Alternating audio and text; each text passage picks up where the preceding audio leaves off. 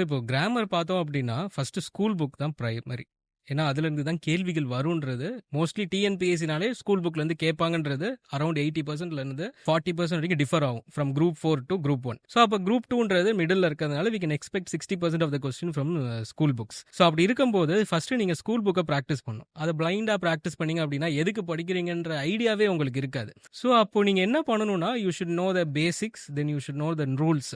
So இதை வந்து ஸ்ட்ரக்சர்டைஸ்டா எந்த புக்லையும் கொடுக்க மாட்டாங்க. அது இருக்காது. ஸ்ட்ரக்சரைஸ்டா இந்த ரூல் படிங்க, இந்த ரூல் படிங்கன்னு இருக்காது. நீங்க போனோடனே உங்களுக்கு என்ன இருக்கும்னா செட் கொஸ்டின் 1, செட் கொஸ்டின் 2, இது நம்ம சால்வ் பண்ணி வேணா செக் பண்ணிக்கலாம். But what is the reason behind இட்ன்றது எந்த புக்ஸ்லயும் இருக்காது.